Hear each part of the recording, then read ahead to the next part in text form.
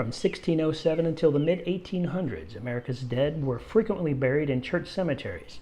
Once the population increased, church burial grounds were seen as dangerous, crowded, and expensive to maintain. As cities expanded, real estate prices rose. Americans wanted to provide better amenities for their citizens outside of city centers, and cemeteries were seen as a great necessity.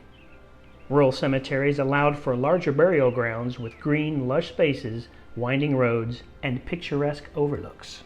Once entering the rural cemetery's ornate iron gate, visitors could leave the mercantile world and enter a meditative and beautiful space for recreation. At the time these rural cemeteries were built, there were no public parks or museums in American cities. As such, they took on an air of nature with beautiful art. People flocked to cemeteries for picnics, hunting, shooting, and carriage racing. These places, which attracted the young, became so popular that there were books issued to guide visitors. Plenty of Americans at the time believed that picnicking in the local cemetery was a gruesome affair, but the tradition is long and historic. Consider the pharaohs of ancient Egypt and the tradition of placing food on the graves of ancestors in Asian cultures.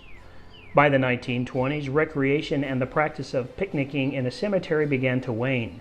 Medical advancements made early deaths less common, and public parks were sprouting up across the nation. Nonetheless, it is not uncommon today to see people picnicking in cemeteries.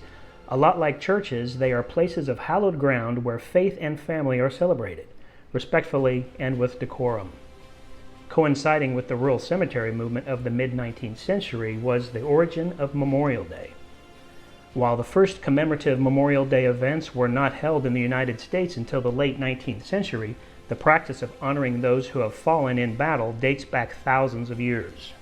As the United States began to recover from the long and bloody Civil War, surviving soldiers returned home with stories to tell. While several American towns claimed to be the birthplace of Memorial Day, several traditions influenced the commemoration of soldiers' service. In the South, it was a long tradition to gather at family cemeteries on a specified Sunday each spring or summer to honor dead relatives. A day of cleaning and straightening old tombstones was followed by a religious service and a dinner on the grounds, many times with musical entertainment. In 1865, thousands of black Charlestonians, most former slaves, conducted a series of commemorations to declare their sense of the meaning of war. The largest of these events took place on May 1, 1865.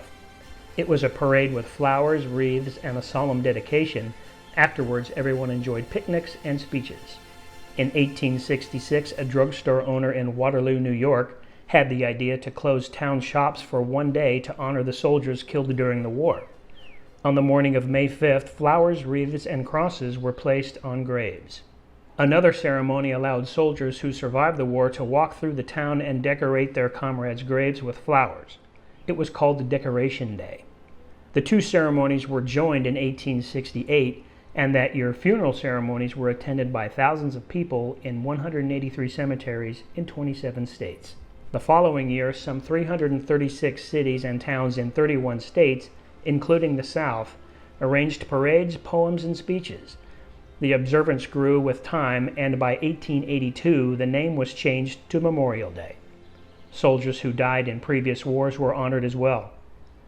Today, communities around the United States hold their own ceremonies on the last Monday in May to pay respect to men and women who have died in wars or in service to their country.